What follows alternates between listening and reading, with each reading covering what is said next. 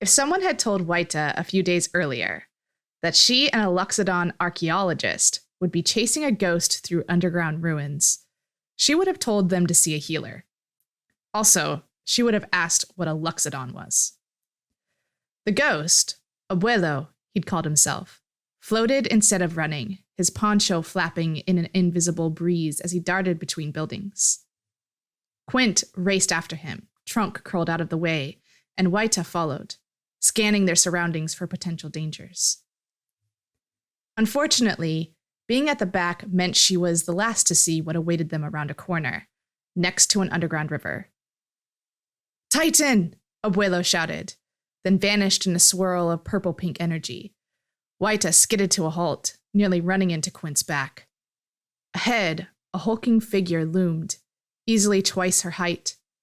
She might have mistaken it for part of the fungus growing from the walls, until it moved. Its head was a huge, layered mushroom, like those that grew from jungle trees, while its shoulders and chest were clusters of smaller round-top morels. Jagged, chitinous spikes jutted from the backs of its massive hands and up its forearms. A low, discordant buzzing, more seen than heard, raised the hair on Wayta's arms. Before she or Quint could do more than stare, the creature charged at them. "Get back," Wayta told Quint. She brandished her sword to attract the creature's attention, circling toward the rushing river and away from Quint. "Tilonai, smite my enemies," she prayed. The Titan grabbed half of a crumbling wall and threw it at Wayta.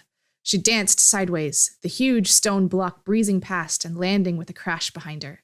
Its impact sent pebbles and splinters flying, slicing her bare skin and rattling off her armor. With a roar, the Titan thundered towards her and reared back to strike. Wayta ducked, lunging under a swipe from an arm big as a tree trunk. She rolled into a crouch and sliced at the back of its leg, then hopped back to her feet. A human would have been disabled.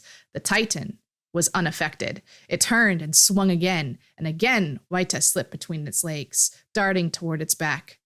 She hacked with her sword, carving out a chunk of fibrous material to no effect. She might as well have been fighting an awewete tree. The point of a spear drove through the Titan's chest. Watley, Inti, Kaparakti, and the other warriors had arrived while Wayta was fighting, and as one they screamed and attacked. They surrounded the creature, taunted it, stabbed it, carved away pieces until mushrooms and chitinous bark littered the ground. The pack dinosaurs were kept away for their own safety, but Pantlaza leaped and clawed with the sharp talons on its feet, leaving long score marks on its back. The longer they fought, the more Wayta's muscles sang with fatigue, her breath burning raggedly in her lungs. None of their strikes slowed the Titan down, and it showed no sign that it felt pain.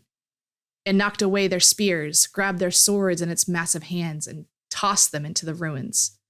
Its wounds oozed black fluid that formed into viscous strands, weaving together until they solidified and burst into new fungal growths.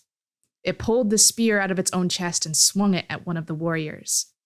The weapon missed, but the Titan's spiked arm slammed into her like a stegosaurus tail and flung her backward into a wall. She crumpled and lay unmoving. More blackness spilled from the creature's mouth, and it spat at a nearby warrior, who screamed as the tarry substance ate through his armor. Wayta ran to his side to help, but the sight of bloody bone through the remains of the man's flesh told her she was too late. Wayta would pray for the spirits of the dead later. For now, she fought. "More incoming!" Quint shouted, pointing deeper into the city. A dozen new creatures surrounded them, crossing the crumbling bridge over the nearby river, creeping through the deserted roads and clambering over half-fallen walls. Smaller versions of the Titan, formed of different shapes and sizes of mushrooms. Some were armed with crude weapons, likely taken from the many corpses in this empty place. The Sun Empire warriors were now outnumbered and outflanked.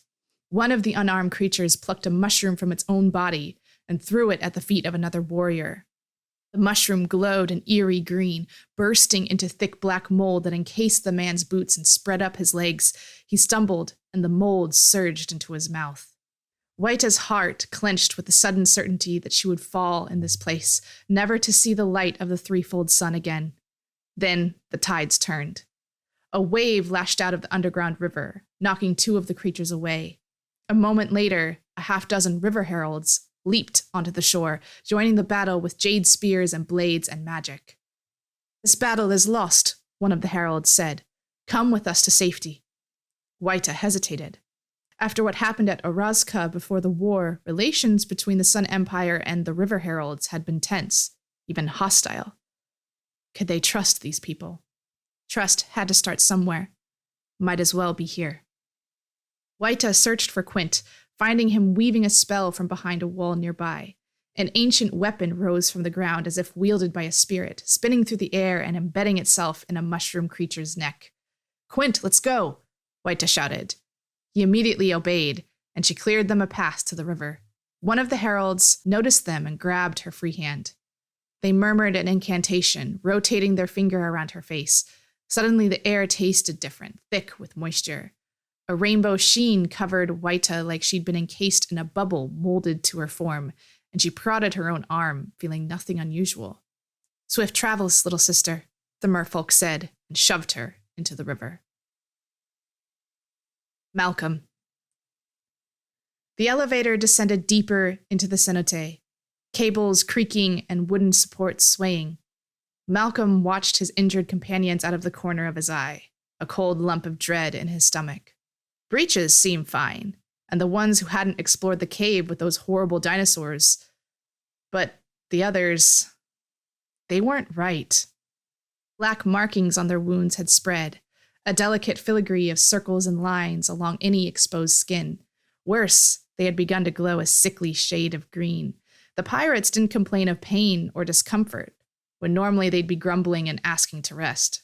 Instead, they alternated between foggy detachment and examining their surroundings with oddly keen interest. In the light of his shoulder lamp, the walls of the cenote gleamed wetly, coated with slick fungal growths that seemed to be spreading at an alarming pace. The caves had never been entirely dry, but this was excessive. As the scent of rot and mold strengthened, Malcome pulled a cloth from his pack and tied it around his face, covering his nose and mouth. Breeches mimicked him, and Malcome nearly laughed at how comical they must look, like common thieves or bandits instead of pirates. Not that he'd engaged in much piracy lately. The Brazen Coalition kept him too busy. The elevator lurched as it hit something. One of the pirates leaned over the edge of the guardrail to check. "Looks like a big mushroom," she said. "Can you cut through it?" Malcome asked. She nodded, drawing her sword. After hacking at it a few times, the elevator shifted. The pirate sneezed and stumbled backwards. "Gross," she said. "It burst like a sack of flour." She coughed and rubbed her eyes as another pirate thumped her on the back. Where she had stood, a cloud of glittering green spores rose in the still air, thickening like smoke. Malcome retreated, eyes narrowed. He glanced at the injured pirates, standing impassively in the center of the elevator, their wounds glowing the same color. Was there some connection? As if in response, those pirates lunged at two of the uninjured ones and shoved them into the glowing spore cloud. Cries of surprise turned into wet coughs, then gagging and retching, black fluids splattering against the floor. As quickly as it had begun, the sudden attack of sickness stopped. The affected pirates rose jerkily and faced the others. Their eyes were glassy and green, and black veins stretched across their faces. Air hissed from their mouths like leaking rubber bladders. Malcome unsheathed his sword and backed away, adjusting the bandana that still covered his nose and mouth. The surviving pirates had just enough time to draw their own weapons before their infected allies attacked. The tight confines of the space made dodging nearly impossible. Every slice or thrust could hit a friend instead of a foe. "Big boom?" Breeches asked. "No, you'd kill us all," Malcome yelled. He leaped over the guardrail, the lack of air currents forcing him to rely on his magic to fly. He circled back and clung to the elevator ropes, which pulled him up and away.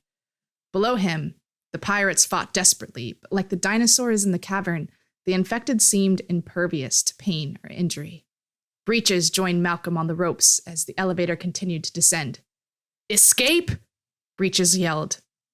At the sound of his voice, the infected looked up in unison with their vile green eyes. "Cut the lines," Malcome said, his blood cold. "Hurry." Breeches gripped the rope with both feet and his tail. He sliced one cable with his knife while Malcome sawed at the other. The lines were thick, intended to hold substantial weight, and they were less than half cut when the infected started clambering up the side of the elevator. Though Malcolm's muscles burned, he sawed faster.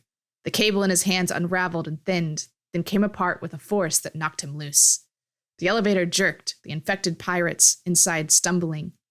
Breeches grimly held on as his line snapped, and with a terrible silence, the elevator fell away into the dark. Closing his eyes, Malcolm tried to calm the hummingbird flutter of his heart. "Come on," he said. "We can't stay here." He alternated flying up and climbing, Breeches pacing him on the ropes. He diligently avoided a tendril of fungus on the nearby wall, shuddering as an eerily eye-like mushroom seemed to track their movements. Malcolm would have previously assumed it was a figment of his imagination. Now, he wondered what terrible creature could turn pirates and dinosaurs into mindless puppets, and why. Bartolome. As unpleasant as a waterfall of fiery molten rock might be, multiple such spouts and even rivers of the stuff were infinitely worse.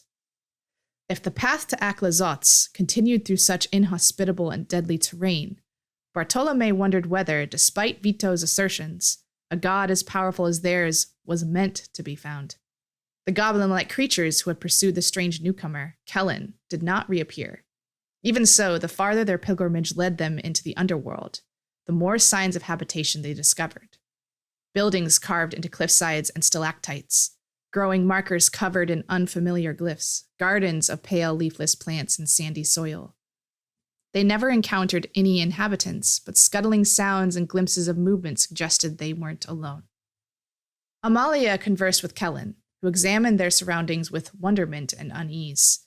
Bartolome saw his own daughter in the young cartographer, still so innocent despite surviving the deprivations of the recent invasion. To protect that innocence, to guard the future of those like her, he would make any sacrifice necessary. Thus far, that meant capitulating to Vito's orders. When Queen Meralda assigned Bartolome to join this expedition, he was told to play along and discover Vito's true intentions and loyalties. He hadn't realized how heretical the Hierophant's ideas had become, how far he had turned from the church. He also hadn't been able to discover who gave Vito the lance and journal of Venerable Terrian, but it suggested that the opposition to the queen, the faction supporting Bona Diedo and other so-called prophets, was larger and more unified than they had hoped. What if Ixalan himself aligned with the Antifex? Bartolome shuddered to consider it. The Legion entered a larger, flatter plateau overlooking a pair of lava falls. From one moment to the next, silence yielded to shouting and a clatter of motion. Clavileño's soldiers circled the others protectively, weapons drawn. 24 warriors surrounded them, taller than the vampires, broader, with faces like great cats and spotted fur to match. They wore elaborately decorated helmets and armor and wielded bows and vicious-looking serrated obsidian blades and polearms. Bared fangs promised violence, and Bartolome wasn't eager to test their skills at arms. They had sheer numbers on their side, unless one counted the Legion's porters and prisoners. "You will come with us," one of the cat people said, brandishing a polearm covered in glyphs. "Who are you?" Vito asked, his voice cold with authority. "I am Quint, champion of the Malcome," was the response. "You will come with us, or you will die." Bartolome cleared his throat. "We are on a holy pilgrimage," he said. "We seek only safe passage through these lands. We mean you no harm." Vito's glare suggested he resented either Bartolome's intrusion or his lies. Quint shifted her gaze, head tilted. "Your mission is not our concern. Sovereign Okanek Ahau will decide your fates." Clavileño looked to Vito. "Orders?" "We fought too much already," Bartolome told Vito quietly. "Morale and supplies are low. Diplomacy may serve our cause better than making enemies." Vito returned his attention to Quint. "I would meet your sovereign," he said. "Lead us." The Malcome warriors kept their weapons trained on the Legion. With her polearm, Quint gestured for them to follow. Vito leaned closer to Bartolome. "Do not undermine me again," he said quietly, his voice thick with menace. Bartolome inclined his head in acknowledgement. They followed Quint across more stone bridges, deeper into a city of these people, the Malcome. Now that they were escorted, the denizens of the homes appeared, as well as some of the odd, pale goblins. Bartolome marveled that an entire culture existed in these caves and tunnels, and had never traveled to the surface and made contact. Perhaps unsealing the doors as they had would lead to something fruitful. Or, given how distrustful these people were, perhaps not. Kutsil halted the company. "Behold," she said, "you are the first strangers to see Ban Koj since the time of the Oltec." Bartolome stepped back, a hand rising to his mouth in awe. The few huts their group had passed in the hours before were nothing compared to this sight. An entire city, easily the size of Alta Torrezon, was built into a cluster of stalactites so large they might have been inverted mountains. Some buildings looked hewn directly from rough rock, while others featured painted white walls like pottery. Rope bridges and nets extended between buildings, as well as thick cables from which strange carriages hung, their wheels at the top to let them move back and forth. Passengers rode inside, climbing out to join other Malcome as they stalked along the unsettling, suspended streets. Bartolome hid his nerves behind a placid exterior as the catfolk split the legion into two groups for transport up into the city. Escaping from this place would be nearly impossible if diplomacy failed. Some of the soldiers could fly, being sky marchers, but everyone else... He slid his gaze to Amalia, who was standing close to Kellan, the twitch of her fingers near her sword showing her anxiety. The Malcome warriors continued to guard them as they marched across a wide stone bridge to the largest of the stalactites. Unlike the rest, this one didn't have any buildings carved into the exterior, not even windows. Instead, hundreds of enormous glyphs covered every visible surface, glowing intermittently. They passed through a huge opening at the end of the bridge with a rotating door at the center. More armed guards stood at attention as they paused, silent as the stalking predators they resembled. One of the Legion's porters veered too close. The nearest guard growled. The interior of the stalactite was filled by an enormous pyramid carved from the rock, hundreds of steps leading to a small room at its peak. A strange susurration echoed in the cavernous space, its source invisible. Thankfully, they were not forced to ascend the staircase and were instead led inside the pyramid to a long room flanked by carved pillars, between which Malcome crouched on woven mats. Their elaborate headdresses and collars suggested some form of nobility or priesthood, and they all stared at the Legion members as they passed, some showing fangs that made vampiric teeth look tame by comparison. Seated on a throne, on a raised dais at the end of the room, a large armored Malcome idly toyed with a massive serrated sword. This, presumably, was Sovereign Okonek Ahau. "What have you brought us, Kutsil?" he asked. Kutsil bared her throat deferentially as she spoke.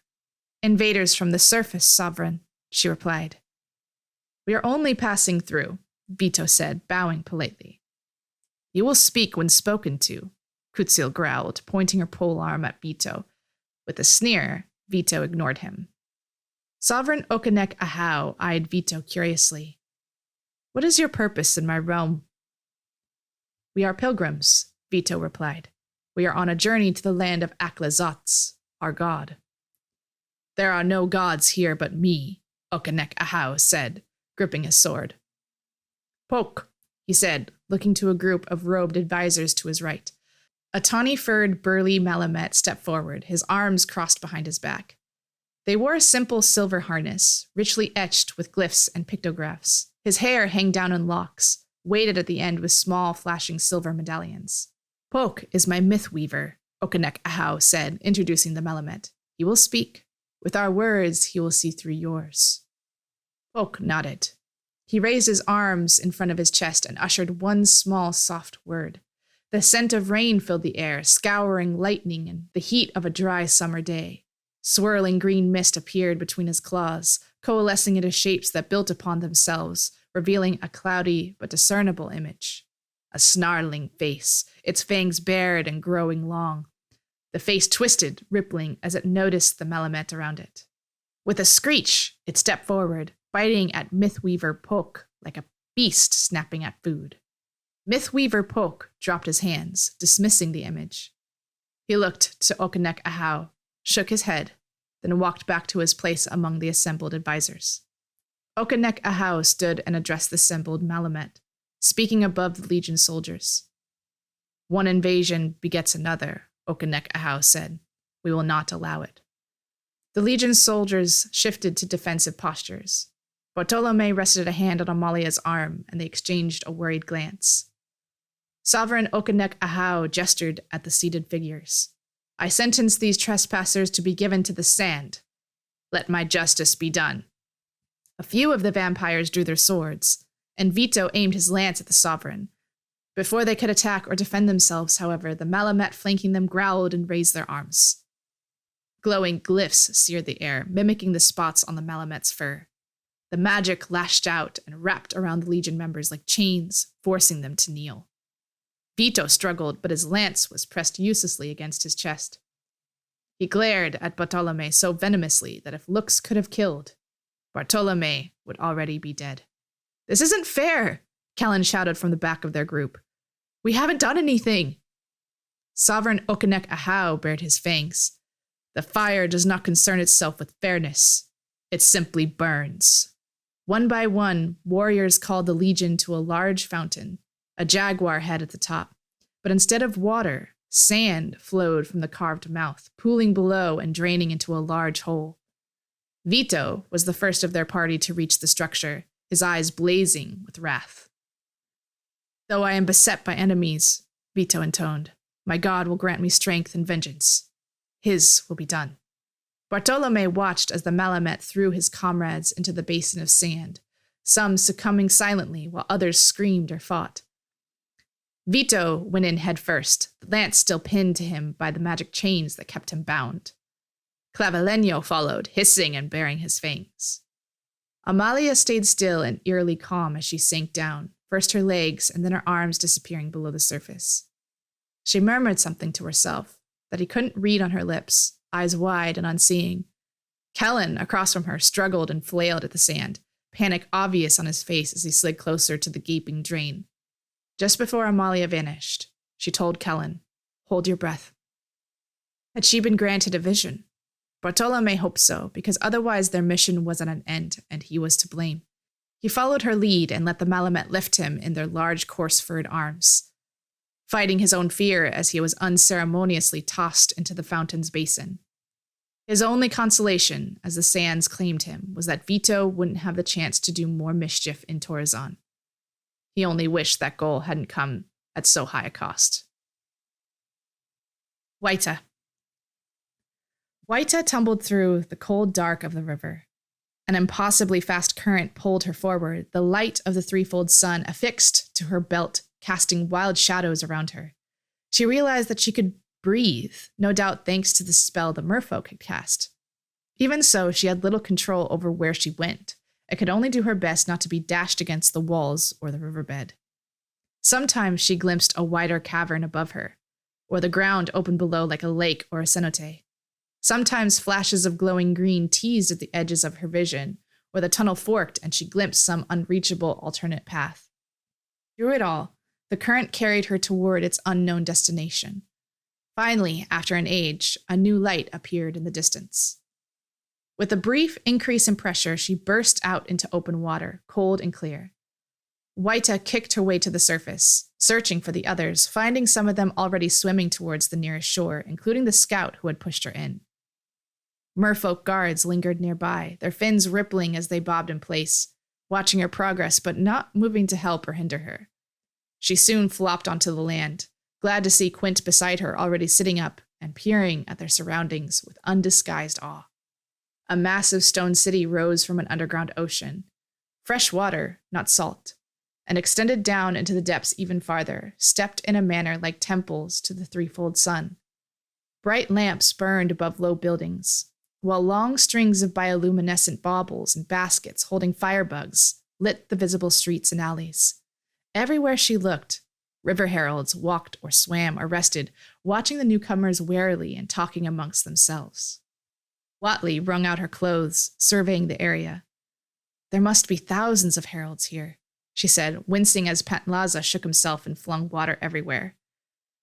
The young merfolk scout flared her gills. My mother says it's the greatest assembly of merfolk bands Ixalan has ever known. She held out a hand to Wayta, who accepted it and stood. I am Nikan Sil, she said. Be welcome. Watley furrowed her brow. Why are you here, if I'm not too bold in asking?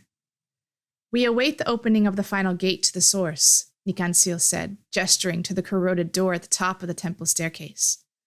My mother, the great Shaper Pashona, can tell you more. She found this place after the death of the deep-root tree. Watley stared at the door, squinting as if to see it better from a distance. Could this be Mazalantli? She murmured. Have we truly discovered the door that leads to the birthplace of humankind? The home of the gods, as the poem claimed. If it is, Quint said, I wonder what else they found here. Did the Coin Empire make it this far, or did they remain closer to the surface? And imagine what historically significant artifacts might be lurking in some ancient cupboard. He checked the seals on his scrolls, apparently satisfied that everything was intact. Wayta regarded him with curiosity and faint unease. What would you do with artifacts if you found them? I'd love to establish a proper excavation site, he said, to be sure everything is treated as carefully as possible. And then what? Wayta asked. You dig things up and leave them there? Not necessarily leave them there, Quint said. I suppose it depends on what all of you want to do. Whether you want to keep everything here, or take some items back to Orazka, perhaps even set up a museum. So people would come here to ogle things, Wayta frowned. How strange. Quint laughed. I suppose it does seem odd. It's one way of making sure the stories of the past aren't forgotten. Ah, like the warrior poet, Wayta said, glancing at Watley. Right, yes, Quint exclaimed. I'd make notes over the course of the excavation, then write up a detailed account for my colleagues in Arcavios to share what we found. His gaze grew distant. Maybe I could publish it across the multiverse somehow. Wayta's frown deepened. But it is not your story. Quint's ears flared slightly. Well, no. I would just be the one telling it. Why you? Wayta pressed. You are not from Ixalan. You are not of the Sun Empire or the River Heralds. You shouldn't be telling our stories for us. Perhaps not telling, then, Quint said, looking away over the water. Recording, disseminating. I am trained in this, you know, he added with a hint of ire. I won't trample all over your history. He pulled his goggles off his head with his trunk and began to clean them with a cloth. Wayta huffed a breath, wondering why she cared so much, why this bothered her. Sure, she had once dreamed of following Watley's example and earning the mantle of warrior poet herself someday. But the war had shattered those dreams like the pottery they'd found in those caverns. She'd been a soldier and a pirate, sometimes helping the Brazen Coalition steal and sell not only artifacts from Torrezon, but from her own people as well. Those thefts had paid her passage and kept her fed, never giving her more than an occasional hint of guilt. She deserved more than she'd gotten from the army, hadn't she? But she'd left all that behind. And now she was, what, an explorer? Could she also be a collector of stories? Those of her homeland and her people? Watley, who had sat quietly nearby as the conversation proceeded, now offered Wayta a soft smile. Not everyone understands the power of words, she said, the control it can give over others. She began to recite part of a poem Wayta didn't recognize. When my bones sleep in the earth, who will share memories of me? Friends may raise monuments, while enemies profane my grave. When they, too, have passed on, what will their children remember? Sad to think of how so much is lost, Wayta murmured, looking up at the strange door atop the pyramid in the distance. Watley squeezed Wayta's shoulder companionably. And yet, such joy when something lost is found, and when what is found is shared. Wayta glanced at Quint, then at Inti and Caporakti, organizing the other soldiers and issuing quiet orders. Perhaps it was best if some things remained buried, depending on what people intended to do with them. Perhaps some monuments deserved to be brought down. She hoped whatever was behind that mysterious golden door to the so-called home of the gods was a blessing and not a curse. Malcome. The tunnel where Malcome and Breeches settled to catch their breath smelled dry and disused, possibly abandoned after the veins had been exhausted, or because nothing was found to warrant further exploration. He and the tunnel's creators had that much in common. He had no desire to delve any deeper. His muscles ached, and his head throbbed from using too much magic. The mystery of downtown's mass disappearances almost certainly related to all the mold and fungus. He didn't fully understand how it worked, but he'd seen enough of what it could do to be afraid. Their supplies were at the bottom of the elevator shaft, and of the 8 people he'd brought down here with him, only he and Breeches survived. "All dead. No gold," Breeches muttered morosely. "Too true," Malcome agreed. Should they continue or turn back? If they left now, Malcome would have to report to Vance that he'd found few answers and even more questions. If there were survivors from downtown or his Sunray Bay squad somewhere down in the dark, he'd be abandoning them to their fates. And some of those people were his friends, and none of them deserved to be left behind. Moreover, downtown would remain empty, and recruiting new miners would be difficult, if not impossible. Who wanted to work in a place where all the previous denizens had disappeared? And if no one was mining, then no money was flowing to the Brazen Coalition, and it was only a matter of time before the fragile economy fractured into the old feuding pirate fleets. Malcome had loved his time sailing, navigating, flying free over the rolling waves through sun and storm, feeling the thrill of divesting pampered merchants of their goods and rival pirates of their lives. But after the war, he'd been almost relieved to settle into a more stable existence. To lose that now, it wasn't something to consider lightly, not when he might still solve the problem, not when he might save people if he chose not to give up. "What do you think, Breeches?" Malcome asked, leaning against the tunnel wall.